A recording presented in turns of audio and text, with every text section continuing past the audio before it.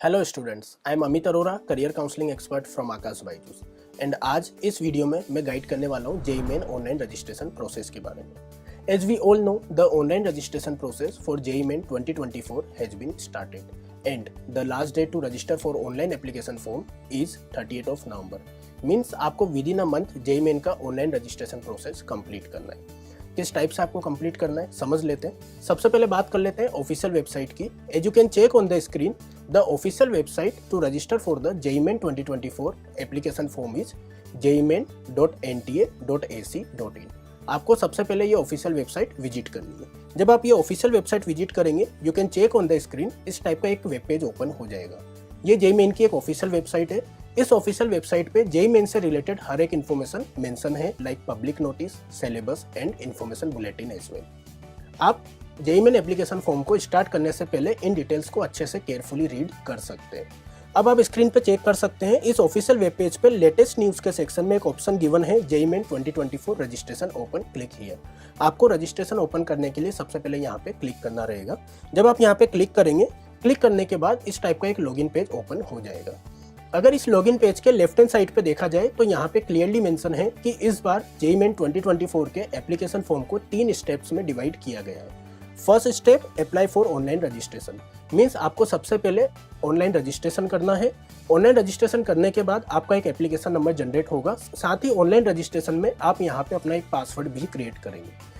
जब आपका ये ऑनलाइन रजिस्ट्रेशन प्रोसेस कंप्लीट हो जाता है तो आपको step 2 means fill online application form, आपको यहाँ पे एक ऑनलाइन एप्लीकेशन फॉर्म फिल करना है। और उसके बाद जो लास्ट स्टेप रहेगा, that is to upload your documents. जब आपके तीनों स्टेप्स कंप्लीट हो जाते हैं तो उसके बाद आपको लास्ट में फी पे करनी रहेगी और उसके बाद आपका एक कंफर्मेशन पेज जनरेट होगा। मीन्स अब आपका जेईई मेन का रजिस्ट्रेशन फॉर्म कंप्लीट हो जाएगा। स्टेप बाय स्टेप समझ लेते हैं। आप स्क्रीन पे देख सकते हैं, यहाँ पे 2 ऑप्शंस अवेलेबल हैं। अगर मैं लेफ्ट हैंड साइड की बात करूँ तो न्यू कैंडिडेट रजिस्टर्ड हियर का ऑप्शन अवेलेबल है, और अगर मैं राइट हैंड साइड की बात करूँ तो यहाँ पे एक लॉगिन पैनल यहाँ पे अवेलेबल है। अगर आप फर्स्ट टाइम जेईई मेन के लिए रजिस्ट्रेशन कर रहे हैं तो आपको लेफ्ट हैंड साइड के बॉटम साइड में जो ऑप्शन गिवन है, न्यू कैंडिडेट रजिस्टर्ड हियर, आपको यहाँ पे क्लिक करना है। और अगर आपने ऑलरेडी जेईई मेन के लिए रजिस्ट्रेशन कर दिया है और अगर आप अगेन लॉगिन करके अपने रजिस्ट्रेशन फॉर्म को चेक करना चाहते हैं तो राइट हैंड साइड में आप application number and password and captcha डाल के आप उसको लॉगिन करके चेक कर सकते हैं। जैसा कि मैं यहाँ पे फर्स्ट टाइम जेईई मेन के लिए रजिस्ट्रेशन कर रहा हूँ तो उसके लिए मैं लेफ्ट हैंड साइड में न्यू कैंडिडेट रजिस्टर हियर पे मैं क्लिक करूँगा।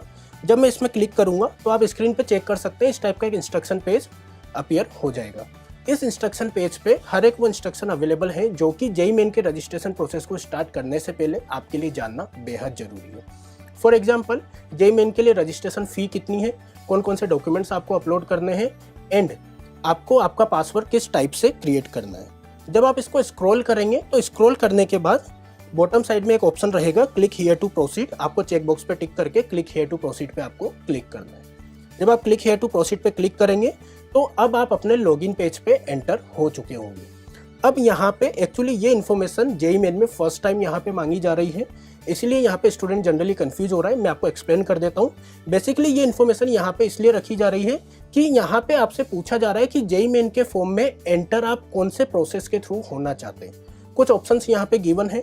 फॉर एग्जाम्पल, आप डिजी लॉकर के थ्रू यहाँ पे लॉगिन करना चाहते हैं, अगर आपके पास डिजी लॉकर का अकाउंट है तो। अगर आपके पास डिजी लॉकर का अकाउंट नहीं है और आप उसको क्रिएट करके देन आप यहाँ पे लॉगिन करना चाहते हैं तो सेकंड ऑप्शन पे आप टिक कर सकते हैं। आप अपने academic bank of credit ID के थ्रू भी आप यहाँ पे लॉगिन कर सकते हैं। अगर नहीं है तो आप यहाँ पे क्रिएट करके लॉगिन कर सकते हैं। कोई भी एक ऑप्शन आपको यहाँ पे सेलेक्ट करना है। अगर आपके पास इंडियन पासपोर्ट है आप उसके थ्रू यहाँ पे लॉगिन कर सकते हैं, पैन कार्ड के थ्रू आप यहाँ पे लॉगिन कर सकते हैं। अगर आपके पास नॉन इंडियन पासपोर्ट है तो उसको यूज करते हुए उसका आइडेंटिफिकेशन नंबर एंटर करके आप यहाँ पे क्लिक हियर टू प्रोसीड आप कर सकते हैं। एंड यहाँ पे एक और इम्पोर्टेंट ऑप्शन गिवन है, that is Aadhaar enrolment number. Most probably maximum students के पास अपना आधार कार्ड होगा, और अगर किसी कैंडिडेट के पास नहीं भी है तो भी हो सकता है कि उसने आधार कार्ड के लिए अप्लाई कर रखा हो, तो अप्लाई करते टाइम आपको एक एनरोलमेंट आईडी भी मिलती है, तो उसके थ्रू भी आप यहाँ पे लॉगिन कर सकते हैं। तो फॉर एग्जांपल, मैंने यहाँ पे डिजी लॉकर के थ्रू अप्लाई किया है या फिर मैंने आधार एनरोलमेंट नंबर के थ्रू अप्लाई किया है। जब मैंने यहाँ पे किसी भी ऑप्शन पे क्लिक किया है तो नीचे मुझसे उसका आइडेंटिफिकेशन नंबर यहाँ पे पूछा जाएगा। फॉर एग्जांपल, आप स्क्रीन पे चेक कर सकते हैं, मैंने सेकंड लास्ट ऑप्शन आधार एनरोलमेंट नंबर मैंने यहाँ पे क्लिक किया है तो मेरे से नीचे आधार का एनरोलमेंट नंबर पूछा जा रहा है। वहाँ पे मैंने मेरा आधार नंबर फिल किया है और उसके बाद मैं क्लिक करूंगा क्लिक हियर टू प्रोसीड। जब मैं क्लिक हियर टू प्रोसीड पे क्लिक करूंगा तो यहाँ पे authentication at the examination centre का ऑप्शन यहाँ पे पूछा जा रहा है। मीन्स कि जब आप एग्जाम देने जाएंगे तो एग्जाम सेंटर पे आप अपने आप को किस टाइप से ऑथेंटिकेट करेंगे। अगर मैं फर्स्ट ऑप्शन की यहाँ पे बात करूँ तो फर्स्ट ऑप्शन के अकॉर्डिंग आपके पास आपका आधार कार्ड है और आप आधार कार्ड उनके साथ शेयर करते हुए अपने आप को वहाँ पे ऑथेंटिकेट करवाना चाहते हैं, तो आप यहाँ पे फर्स्ट ऑप्शन पे टिक कर देंगे। अगर मैं सेकंड ऑप्शन की बात करूँ तो सेकंड ऑप्शन के अकॉर्डिंग आपके पास आपका आधार कार्ड है, लेकिन आप अपना आधार कार्ड एग्जामिनेशन सेंटर पर शेयर नहीं करना चाहते हैं, आप किसी भी other government valid identity proof के थ्रू अपने आप को एग्जामिनेशन सेंटर पे ऑथेंटिकेट करना चाहते हैं, तो उस केस में आपको यहाँ पे सेकंड ऑप्शन पे क्लिक करना रहेगा। और अगर मैं थर्ड ऑप्शन की बात करूं तो थर्ड ऑप्शन के अकॉर्डिंग आपके पास आपका आधार कार्ड नहीं है, आप किसी अदर गवर्नमेंट आइडेंटिटी प्रूफ के थ्रू वहां पे अपने आप को ऑथेंटिकेट करवाना चाहते हैं, तो आप थर्ड ऑप्शन पे क्लिक कर देंगे, राइट। अब अगर आपने यहाँ पे फर्स्ट ऑप्शन पे क्लिक किया तो नीचे आपसे आपका आधार नंबर मांगा जाएगा, लेकिन अगर आप सेकंड या फिर थर्ड इन दोनों में से किसी भी ऑप्शन पे यहाँ पे क्लिक करते हैं तो नीचे एक लिस्ट आ जाएगी अदर गवर्नमेंट आइडेंटिटी प्रूफ की, उसमें से कोई सा भी अदर गवर्नमेंट आइडेंटिटी प्रूफ आपको वहाँ पे सेलेक्ट करना है और उसका आइडेंटिफिकेशन नंबर एंटर करके आपको यहाँ पे नेक्स्ट पे क्लिक करना है। जब आप नेक्स्ट पे क्लिक करेंगे तो अब आप स्क्रीन पे चेक कर सकते हैं, फॉर एग्जांपल मैंने डिजी लॉकर के थ्रू अप्लाई किया है या फिर आधार नंबर के थ्रू अप्लाई किया है, तो ऑटोमेटिकली कुछ डिटेल्स मेरी यहाँ पे फेच होकर आ गई है, राइट। अब इसके बाद जब आप इस पेज को स्क्रॉल करेंगे तो अब यहाँ पे आपका रजिस्ट्रेशन प्रोसेस स्टार्ट हो जाएगा। मीन्स रजिस्ट्रेशन पोर्शन में सबसे पहले अब आपको अपनी पर्सनल डिटेल्स यहाँ पे प्रोवाइड करनी है। पर्सनल डिटेल्स में बात की जाए तो सबसे पहले आपको candidate name, father name, mother name and आपकी डेट ऑफ बर्थ, ये चारों पोर्शंस, ये चारों पर्टिकुलर्स आपको यहाँ पे फिल करने हैं। एक बात का आप ध्यान रखिएगा, आपको candidate name, father name, mother's name and date of birth आपके 10th क्लास के एजुकेशनल रिकॉर्ड के अकॉर्डिंग ही फिल करना है, राइट। जब आप ये चारों पर्टिकुलर्स यहाँ पे फिल कर देंगे उसके बाद आपको अपना जेंडर यहाँ पे सेलेक्ट करना है। देन आइडेंटिटी टाइप का ऑप्शन यहाँ पे गिवन है, यहाँ पे कुछ ऑप्शंस मेंशन है, for example any other valid government identity proof with photograph, bank passbook with photograph, class 12th admit card, election card, pan card, passport and ration card with photograph. यहाँ पे generally candidate confuse होता है कि sir अगर हमें यहाँ पे आधार card as identity type में सेलेक्ट करना है तो यहाँ पे उसका ऑप्शन गिवन नहीं है, तो उस केस में आप first option any other valid government identity with photograph पे क्लिक करके नीचे आइडेंटिफिकेशन नंबर में आधार कार्ड का नंबर एंटर करके आप इस पेज को स्क्रॉल कर सकते हैं। जब मैं इस पेज को स्क्रॉल करूंगा तो नेक्स्ट सेक्शन में मुझसे मेरा present address and permanent address यहाँ पे पूछा जा रहा है। मैं यहाँ पे प्रेजेंट एड्रेस फिल कर दूंगा। प्रेजेंट एड्रेस मीन्स मैं करंटली कहाँ पे रह रहा हूँ, बिकॉज जनरली ऐसे केसेस होते हैं कि कोई कैंडिडेट किसी भी स्टेट से बिलोंग करता है लेकिन स्टडी के लिए वो किसी अदर स्टेट में मूव करता है, तो उसको यहाँ पे प्रेजेंट एड्रेस फिल करना है। देन नीचे उसका परमानेंट एड्रेस फिल करना है। अगर आपका present address and permanent address दोनों सेम है तो उस केस में आप नीचे चेक कर सकते हैं, परमानेंट एड्रेस में सेम एज प्रेजेंट एड्रेस पे आप क्लिक कर सकते हैं ताकि प्रेजेंट एड्रेस की डिटेल्स ऑटोमेटिकली परमानेंट एड्रेस में भी फिल हो जाएगी, राइट। अब जब आप ये फिल करने के बाद जब आप इसको स्क्रॉल करेंगे तो स्क्रॉल करने के बाद अब आपको यहाँ पे एक पासवर्ड क्रिएट करना है। पासवर्ड क्रिएट करने की कुछ टर्म एंड कंडीशन है। आपका पासवर्ड 8 to 13 लेटर्स के बीच में होना चाहिए, साथ ही आपका password upper case, lower case, special character and numerical value का एक कॉम्बिनेशन होना चाहिए। अकॉर्डिंगली आपको यहाँ पे एक पासवर्ड क्रिएट करना है जो कि इन फ्यूचर एप्लीकेशन फॉर्म को लॉगिन करने के काम आएगा। पासवर्ड क्रिएट करने के बाद एक सिक्योरिटी क्वेश्चन आपको यहाँ पे सेलेक्ट करना है, उसका आंसर देना है। देन लास्ट में आपको यहाँ पे सिक्योरिटी पिन एंटर करके सबमिट पे क्लिक करना है। जब आप सबमिट पे क्लिक करेंगे तो यहाँ पे एक रिव्यू पेज ओपन हो जाएगा। मीन्स अभी तक आपने रजिस्ट्रेशन पेज पे जो भी डिटेल्स फिल करी है वो सब यहाँ पे आपको शो होगी। अब आपको सारी डिटेल्स यहाँ पे केयरफुली चेक करनी है, बिकॉज अगर आपने यहाँ पे एक बार फर्दर प्रोसीड कर दिया तो इन डिटेल्स को आप अगेन एडिट नहीं कर पाएंगे, राइट। तो इस तरह का एक रिव्यू पेज यहाँ पे ओपन हो जाएगा जिसको आप स्क्रॉल करेंगे, पूरी डिटेल्स आप चेक करेंगे और बॉटम साइड में यहाँ पे कुछ पर्टिकुलर्स दे रखे हैं जिनको चेक करना कंपलसरी है। जब आप इन पर्टिकुलर्स को चेक कर लें तो अकॉर्डिंगली आपको इन पर्टिकुलर्स पे टिक करना रहेगा। For example my name, father name, mother name, date of birth, gender, address, mobile number and email address. इन सब पे टिक करने के बाद आई एग्री पे टिक करने के बाद सबमिट एंड सेंड ओटीपी पे आपको क्लिक करना है। जब आप सबमिट एंड सेंड ओटीपी पे क्लिक करेंगे तो आप स्क्रीन पे चेक कर सकते हैं इस टाइप का एक पॉपअप मैसेज आ जाएगा। मींस अब आपका रजिस्ट्रेशन प्रोसेस कंप्लीट हो चुका है। मींस अब आपने स्टेप 1 कंप्लीट कर लिया है। अब स्टेप 1 कंप्लीट होने के बाद आप स्क्रीन पे पॉपअप मैसेज को रीड कर सकते हैं। आपकी रजिस्टर्ड ईमेल आईडी पे एक एप्लीकेशन नंबर सेंड कर दिया गया है जिसके थ्रू अब लॉगिन करके आपको स्टेप 2 फर्दर प्रोसीड करना है, राइट। तो मैं यहाँ पे इसको ओके करूंगा। ओके करने के बाद जो भी एप्लीकेशन नंबर मुझे मेरी मेल आईडी पे रिसीव हुआ है वो एप्लीकेशन नंबर मैं यहाँ पे एंटर करूंगा। साथ ही जो पासवर्ड मैंने अभी क्रिएट किया था वो पासवर्ड मैं यहाँ पे एंटर करूंगा और उसके बाद सिक्योरिटी पिन एंटर करके मैं इसको लॉगिन पे क्लिक करूंगा। जब मैं लॉगिन पे क्लिक करूंगा तो आप स्क्रीन पे चेक कर सकते हैं कि हमारा रजिस्ट्रेशन पोर्शन कंप्लीट हो चुका है। Now the application form and the fee payment portions are still pending. तो सबसे पहले हमें यहाँ पे एप्लीकेशन फॉर्म फिल करना है, जिसके लिए बॉटम साइड में एक ऑप्शन गिवन है कंप्लीट एप्लीकेशन फॉर्म, उस पर हम क्लिक करेंगे। कंप्लीट एप्लीकेशन फॉर्म पे क्लिक करने के बाद आप स्क्रीन पे चेक कर सकते हैं हमारा एप्लीकेशन फॉर्म वहां पे ओपन हो जाएगा। इस एप्लीकेशन फॉर्म पे स्टार्टिंग के जो 4 to 5 पर्टिकुलर्स हैं वो ऑलरेडी फिल्ड रहेंगे, बिकॉज वो हम already at the time of registration form fill कर चुके हैं, like candidate name, candidate date of birth, father name, mother name, gender and identity type, right. Nationality से हमें इस फॉर्म को आगे प्रोसीड करना है। तो सबसे पहले आपको यहाँ पे नेशनलिटी फिल करना है। अगर आपको इंडियन नेशनलिटी है तो आप इंडियन नेशनलिटी फिल करेंगे। फॉरेन नेशनलिटी है या ओसीआई है या फिर पीआईओ कैटेगरी से आप बिलोंग करते हैं तो अकॉर्डिंगली आपको यहाँ पे सेलेक्ट करना है। उसके बाद यहाँ पे पूछा जा रहा है कि state oblique UT from where 12th और इक्विवेलेंट पास्ड और अपीयरिंग। मीन्स आप अपने 12th क्लास को कौन से स्टेट से कंप्लीट कर चुके हैं या फिर अभी आप कंप्लीट कर रहे हैं, वो स्टेट आपको यहाँ पे सेलेक्ट करना है। यहाँ पे जनरली कैंडिडेट कंफ्यूज होता है, मैं यहाँ पे क्लियर कर देता हूँ। यहाँ पे आपको आपका डोमिसाइल स्टेट फिल नहीं करना है। आप जिस स्टेट से अपना 12th क्लास कंप्लीट कर रहे हैं सिर्फ वो ही स्टेट आपको यहाँ पे सेलेक्ट करना है। बिकॉज आप सभी को पता होगा कि एनआईटीज में होम स्टेट कोटा अवेलेबल रहता है और वो होम स्टेट कोटा सिर्फ इसी बात पे डिपेंड करता है कि आपने आपकी 12th क्लास कौन से स्टेट से करी है, तो उस स्टेट में आने वाली एनआईटी का 50% होम स्टेट कोटा के लिए आप एलिजिबल हो जाते हैं।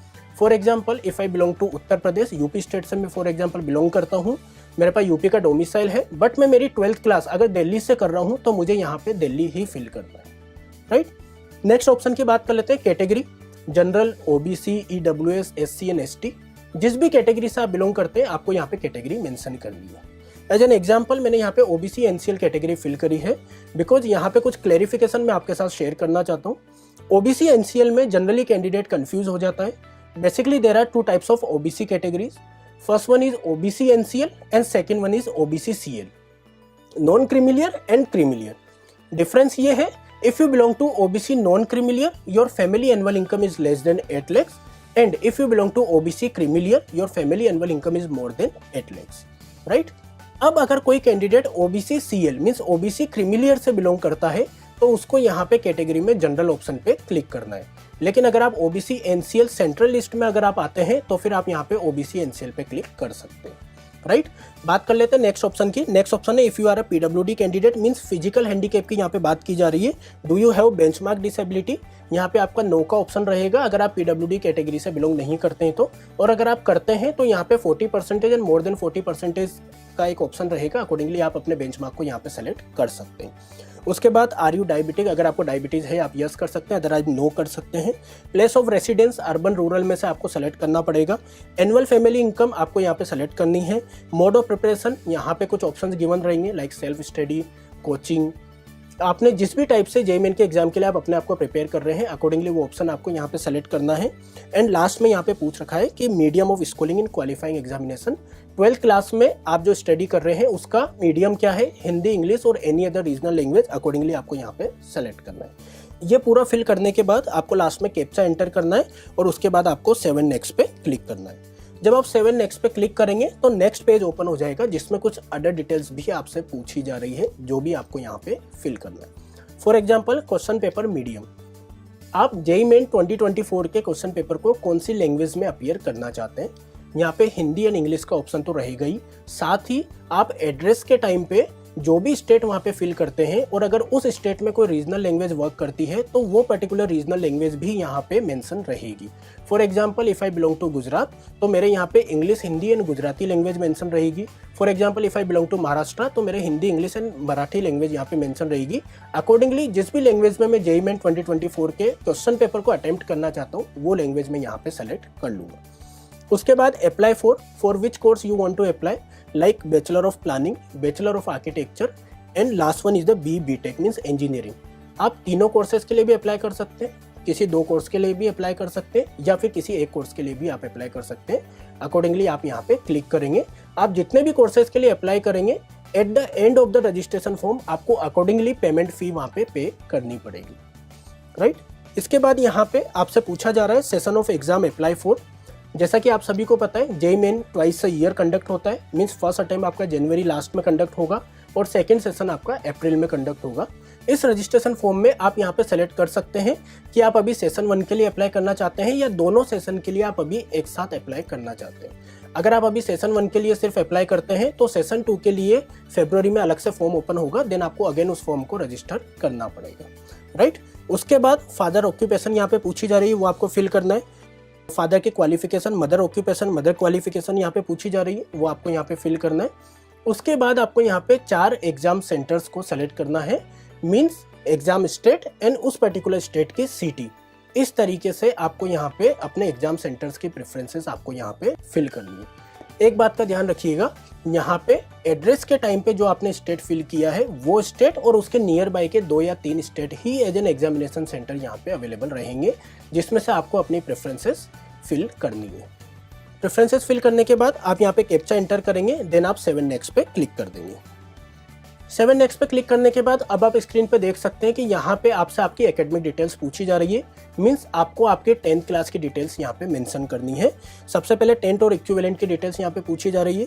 सबसे पहले उसमें जो ऑप्शन गिवन है that is qualifying examination, 10th और इक्विवेलेंट का वहाँ पे ऑप्शन आएगा जो कि आपको सेलेक्ट करना है। Pass status, obviously you all have passed your 10th class, तो यहाँ पे पास्ड पे आपको क्लिक करना है। ईयर ऑफ पासिंग, आपने कौन से ईयर में अपनी 10th क्लास पास करी थी वो ईयर यहाँ पे सेलेक्ट करना है। प्लेस ऑफ स्कूलिंग आपको यहाँ पे सेलेक्ट करना है। Type of school college, government school था, प्राइवेट अनएडेड था, गवर्नमेंट इनएडेड था, NIOS था, जो भी था आपको अकॉर्डिंगली यहाँ पे सेलेक्ट करना है।